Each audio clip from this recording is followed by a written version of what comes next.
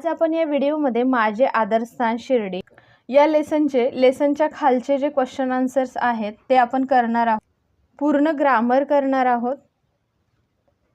त्यानंतर विरुद्धार्थी शब्द आणि साईबाबांविषयी कथा लिहायची आहे ते सुद्धा पूर्ण करणार आहोत।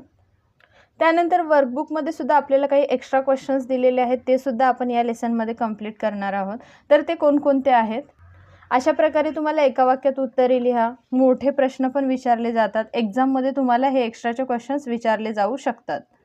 त्यानंतर ग्रामर कोणकोणतं विचारले जाऊ शकतं या लेसनच्या आधारे ते सुद्धा आपण बघणार आहोत। वाक्यप्रचार बघणार आहोत। त्यानंतर अजून वेगळं काय ग्रामर आहे हे सर्व आपण या लेसन मध्ये करणार आहोत।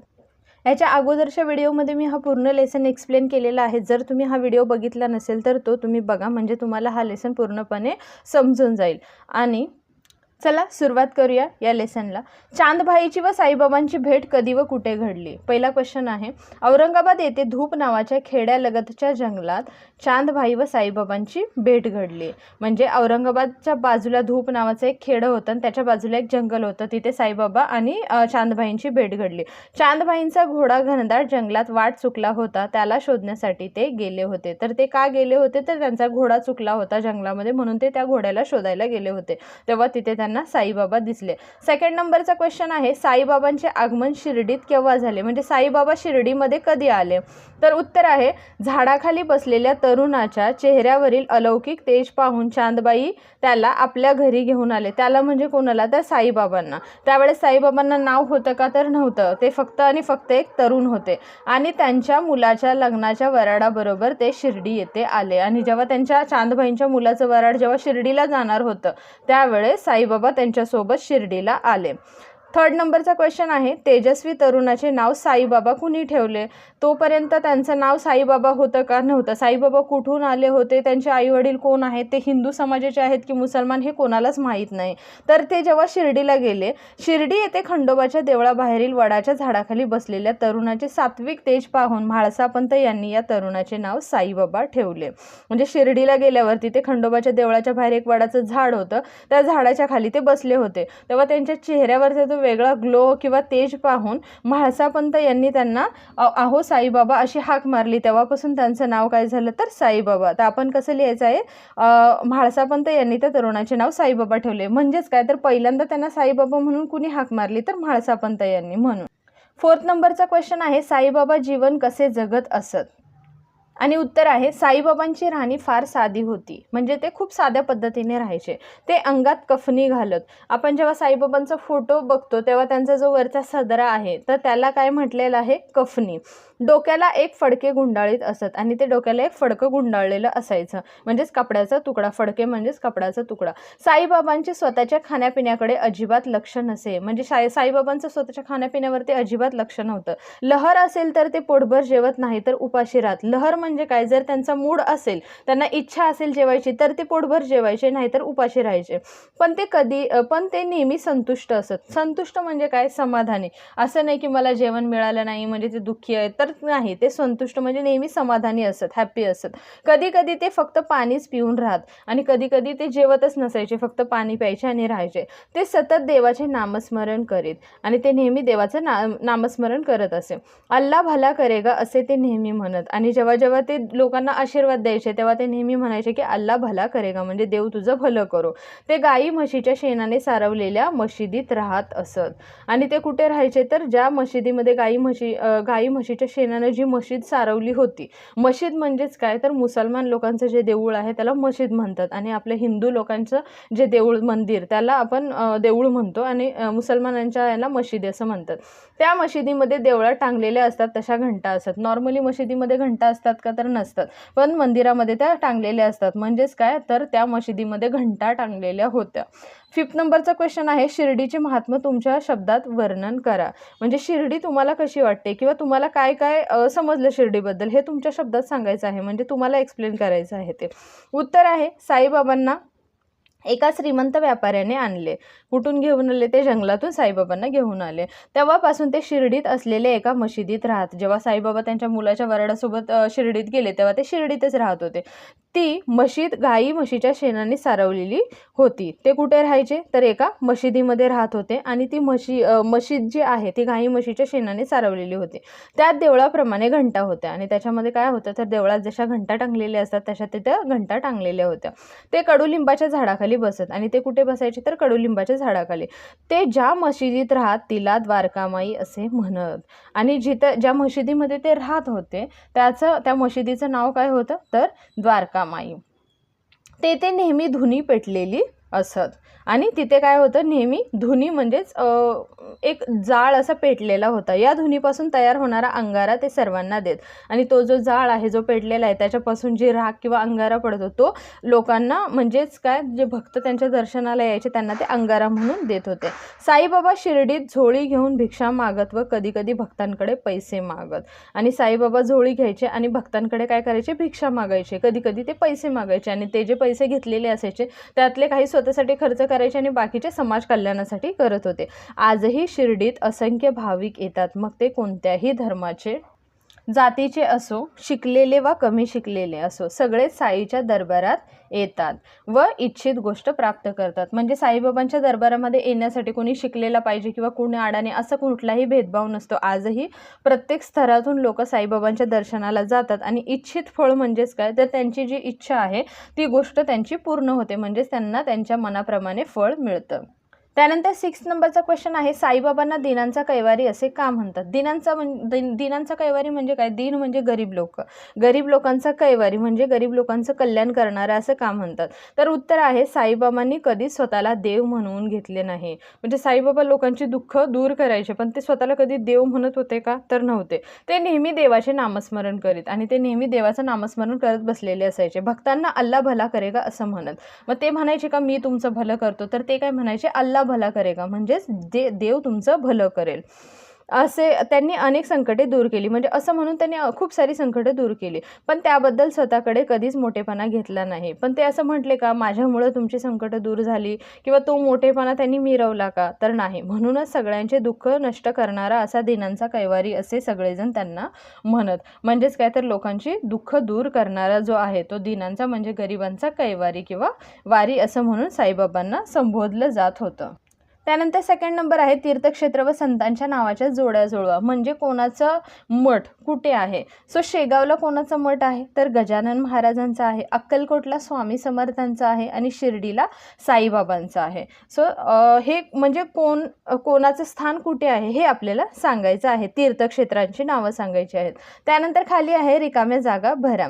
डॅश डॅश राहणी फार साधी होती. कोणाची राहणी फार साधी होती तर साईबाबांची राहणी फार साधी होती. साईबाबांना डॅश डॅशचा अवतार मानले जाते. मग साईबाबांना कोणाचा अवतार मानला जातो? लेसनमध्ये काय सांगितलं? दत्ताचा. 3rd आहे त्या डॅश डॅशची पाने गोड होती. म्हणजे त्या फांदीची पाने गोड होती. साईबाबा ज्या लिंबाच्या झाडाखाली बसायचे त्यांच्यावरती जी फांदी होती त्या फांदीची पानं काय होती तर गोड होती, कारण लिंबाचं झाड हे कडू असतं म्हणजे त्याची पानं ऑब्वियसली कडू असायला पाहिजेत. पण साईबाबा जिथे खाली बसायचे त्या वरच्या फांदीची पाने ही गोड होती. डोक्याला एक फडके गुंडाळीत. म्हणजे डॅश डॅश एक फडके गुंडाळीत. तर कुठे फडके गुंडाळायचे? ते डोक्याला. त्याच्यानंतर आहे वचन बदला. म्हणजे प्लुरल नाउन बनवायचं आहे. भक्तचं काय येणार आहे? भक्तच येणार आहे. एक भक्त आणि सगळ्यांना सुद्धा भक्तच म्हणतात, भक्ते म्हणत नाहीत. दुसरा आहे घोडा. एक घोडा आणि अनेक म्हणजे खूप सारे असणार आहेत घोडे. त्याच्यानंतर आहे संकट. संकट म्हणजे एक आणि खूप सारी जी येतात प्रॉब्लेम्स येतात त्यांना काय म्हणतात आपण? संकटे. फडके. फडके म्हणजे एक पण फडकेच झालं आणि खूप सारे पण फडकेच होणार आहे किंवा फडकी होऊ शकतं. याला तुम्ही फडकी पण म्हणू शकता. त्यानंतर आहे विरुद्धार्थी शब्द म्हणजेच अपोजिट सांगायचे आहे. संतुष्ट म्हणजेच काय? ज्याचं मन तृप्त आहे असा, म्हणजे त्याला अजून फार गोष्टीची अपेक्षा नाही असा संतुष्ट. आणि त्याचा अपोजिट येणारे असंतुष्ट. म्हणजे एखादा व्यक्ती असं असतो ज्याला कितीही म्हणजे दिलं तरी त्याला अजून असं वाटत की अजून मला भेटायला पाहिजे, अजून भेटायला पाहिजे. सो संतुष्ट म्हणजे समाधानी आणि असंतुष्ट म्हणजे असमाधानी. जन्मचं येणार आहे अपोजिट मृत्यू, हे तर सगळ्यांना माहीतच असेल. देवचं येणार आहे दानव किंवा राक्षस. विश्वासचं येणार आहे अविश्वास. त्याच्यानंतर साईबाबांच्या चमत्काराविषयी एक कथा लिहा आणि शाळेत वाचून दाखवा. म्हणजे साईबाबांच्या कथा तर खूप साऱ्या आहेत, पण त्याच्यातली तुम्हाला जी माहिती आहे किंवा तुम्हाला कोणती जी माहिती असेल ते तुम्ही लिहू शकता. तर इथे मी एक लिहून दाखवलेली आहे. जेव्हा म्हाळसापती यांना मुलगा झाला तेव्हा म्हाळसापती त्याला घेऊन बाबांकडे आले. म्हणजे जेव्हा म्हाळसापतींना मुलगा झाला होता त्यावेळेस ते बाबांकडे घेऊन आले होते आणि त्याचे नाव ठेवण्यास सांगितले. मग त्यांनी सांगितलं की बाबा माझ्या मुलाचं तुम्ही नाव ठेवा. जेव्हा बाबांनी त्या मुलाला पाहिले तेव्हा बाबांनी म्हाळसापतीला सांगितले की या मुलाला जास्त प्रेम करू नका. आणि जेव्हा बाबा त्या बाळाला पाहतात तेव्हा सांगतात की ह्या बाळाला तुम्ही जास्त प्रेम करू नका. म्हाळसापती यांना कळे ना की बाबा असे का म्हणत आहेत. कुणीही असं बोललं तर आपल्याला वाटेल ना अरे बापरे एवढंसं छोटंसं तर बाळ आहे, ह्याला असं का बोलत आहेत, याला फक्त 25 वर्षापुरतेच लक्षात ठेवा. मग बाबा सांगतात की ह्याला फक्त आणि फक्त तुम्ही 25 वर्षापुरतच लक्षात ठेवा. म्हणजे तुम्हाला फक्त 25 वर्षच त्याला सांभाळायचं आहे, तेच पुरेसे आहे आणि एवढंच तुमच्यासाठी बस आहे. जेव्हा वयाच्या 25व्या वर्षी म्हाळसापती यांचा मुलगा मरण पावला तेव्हा त्यांना बाबांच्या बोलण्याचा अर्थ कळला आणि ज्यावेळेस 25 वर्ष त्याला कंप्लीट झाली त्यावेळेस तो मृत्युमुखी पडला किंवा म्हणजे तो मरण पावला. तेव्हा कळलं की बाबा त्यावेळेस असं का म्हणत होते. अशा प्रकारे बाबा अंतर्ज्ञानी होते. अंतर्ज्ञानी म्हणजे काय तर त्यांना कळायचं की समोर भविष्यात काय घडणार आहे हे बाबांना कळत होतं. साईबाबांच्या मुखातून निघालेला प्रत्येक शब्द खरा झालेला आहे आणि अशा प्रकारे साईबाबा जे जे काही बोलत होते ते सगळं खरं झालेलं आहे. तुम्हाला वर्कबुकमध्ये म्हणजे लेसनच्या खाली जे क्वेश्चन आन्सर असतात त्याच्या व्यतिरिक्त जे क्वेश्चन आन्सर विचारलेले असतात ते वर्कबुकमध्ये असतात. पहिलं आहे म्हणजे आपल्याला योग्य शब्द निवडून वाक्य पूर्ण करायचं आहे. इसवी सन 1838 ते डॅश डॅशमध्ये प्रकट झाले. तर प्रौढ रूपात की बालरूपात तर ते बालरूपात आले. प्रौढ रूपात म्हणजे तारुण्यात. सो त्याच्यानंतर घनदाट जंगलात त्यांचा डॅश डॅश चुकला. तर काय चुकला, घोडा की गाय, तर उत्तर आहे घोडा. थर्ड नंबर आहे त्यांच्या डॅश अलौकिक तेज झळकत होते. कपाळावर की चेहऱ्यावर तर त्यांच्या चेहऱ्यावर अलौकिक तेज झळकत होते. ते अंगात डॅश डॅश घालत. कफनी की फडके तर अंगात कफनी घालत आणि डोक्यावरती फडके बांधत. फिफ्थ नंबर आहे पण ते नेहमी डॅश डॅश असत. संतुष्ट की असंतुष्ट तर संतुष्ट. संतुष्ट म्हणजे समाधानी, असंतुष्ट म्हणजे असमाधानी. ज्यांना कितीही दिलं तरी त्यांना अजून अपेक्षा असते. चूक की बरोबर सांगायचं आहे. त्यांच्या आईवडिलांची माहिती सगळ्यांनाच आहे. चूक, कारण ते कुठून आले, त्यांची जात, त्यांचे आईवडील कोणालाच माहीत नाही. एका झाडाखाली बसलेल्या म्हाताऱ्याकडे त्यांची नजर गेली. चांदबाईची नजर म्हाताऱ्याकडे गेली होती का तर नव्हती, तरुणाकडे गेली होती. ते नाशिकला गेले. चूक, ते कुठे गेले होते तर शिर्डीला. सर्व थरातले लोक दर्शनाला येतात. बरोबर आहे, कारण साईबाबांच्या दर्शनाला येणाऱ्या लोकांमध्ये सगळे तरुण, म्हातारे, शिकलेले, अडाणी, सुशिक्षित म्हणजे सगळ्याच थरातल्या लोकांचा समावेश येतो असा भक्तांचा अनुभव आहे. तर हे बरोबर आहे. म्हणजे खूप सारे भक्तांना अनुभव आलेले आहेत की साईबाबा जे सांगतात, जे बोलतात ते खरं होतं. आता एका वाक्यात उत्तरे लिहा. पहिला आहे धूप नावाचे खेडे कुठे आहे, तर धूप नावाचे खेडे कुठे आहे, औरंगाबाद येथे धूप नावाचे खेडे आहे. सेकंड नंबरचा क्वेश्चन आहे श्रीमंत व्यापाऱ्याचे नाव काय होते, म्हणजे कोणत्या व्यापाऱ्याने साईबाबांना आणलं, सो श्रीमंत व्यापाऱ्याचे नाव चांदबाई असे होते. थर्ड नंबरचा क्वेश्चन आहे साईबाबा कुठे राहत होते, तर साईबाबा गाई म्हशीच्या शेणाने सारवलेल्या मशिदीत राहत असत. त्यावेळेस ते कुठे राहायचे तर मशिदीमध्ये, आणि त्या मशिदीला काय म्हणत होते तर द्वारकामाई. जर तुम्हाला असा क्वेश्चन विचारला साईबाबा ज्या मशिदीत राहत होते त्या मशिदीला काय म्हणत होते, तर उत्तर येणार आहे साईबाबा ज्या मशिदीमध्ये राहत होते त्या मशिदीला द्वारकामाई असे म्हणत.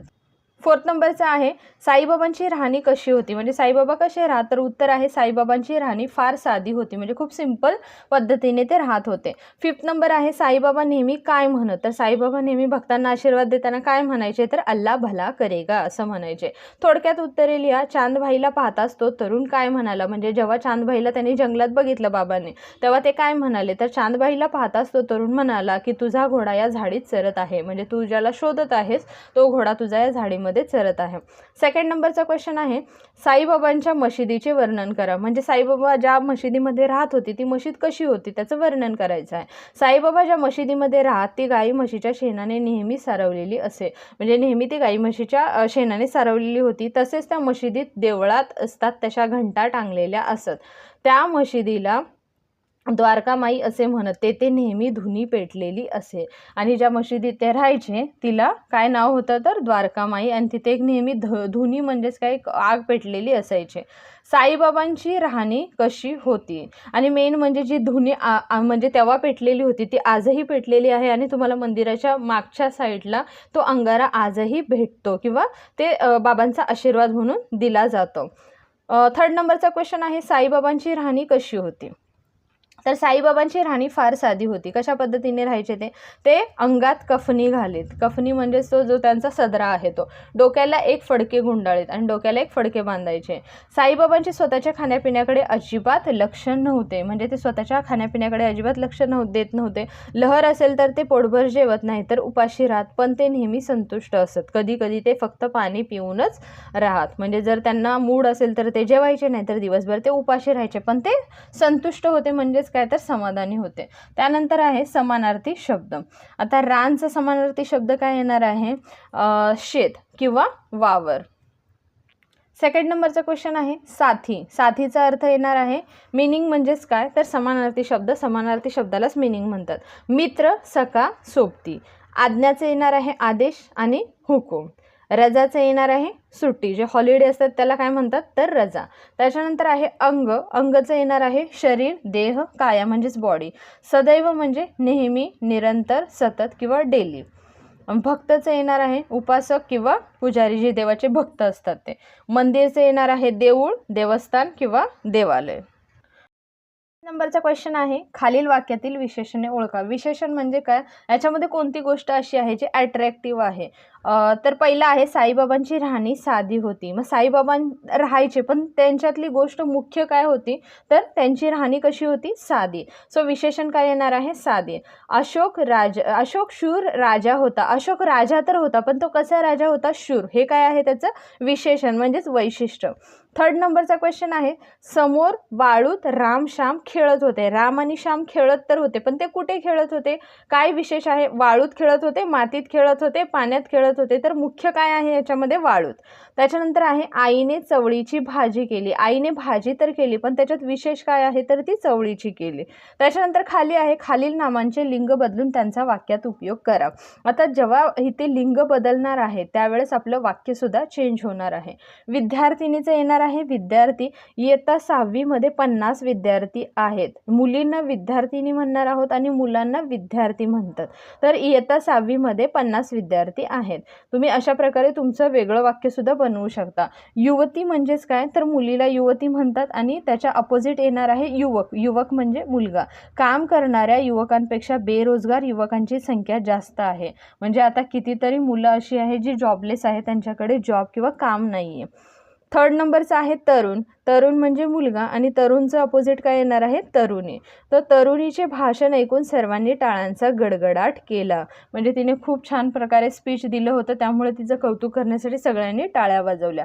प्राचार्य म्हणजेच काय तर जेंट्सला येणार आहे प्राचार्य आणि प्राचार्याचं अपोजिट येणार आहे प्राचार्य. म्हणजे लेडीज असेल त्या प्राचार्या खूप छान काम करतात. म्हणजे एखादी प्रिन्सिपल वगैरे असेल ती खूप छान पद्धतीने जर स्कूलचं कामं करत असेल तर काय म्हणणार आपण? त्या प्राचार्या खूप छान पद्धतीने काम करतात.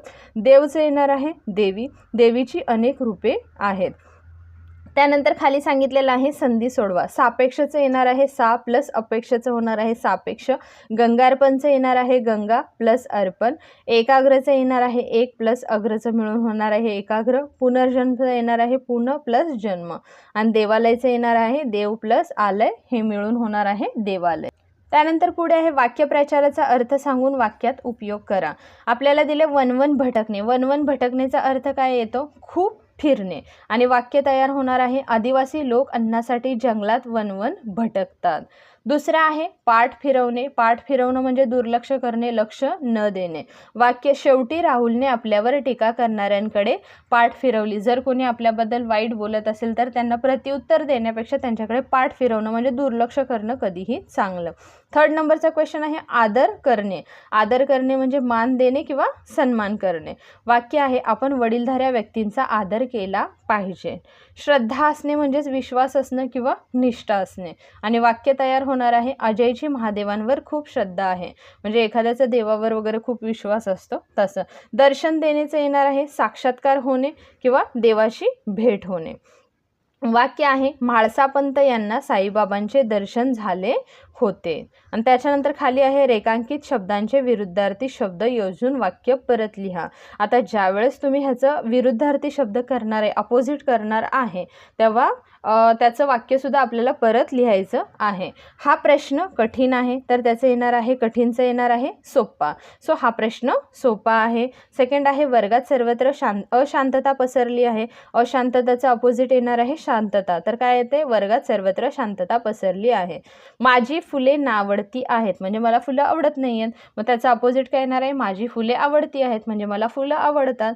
त्याच्यानंतर फोर्थ नंबर आहे हे काम रात्री कर. रात्रीचं अपोजिट काय येणार आहे, दिवसा.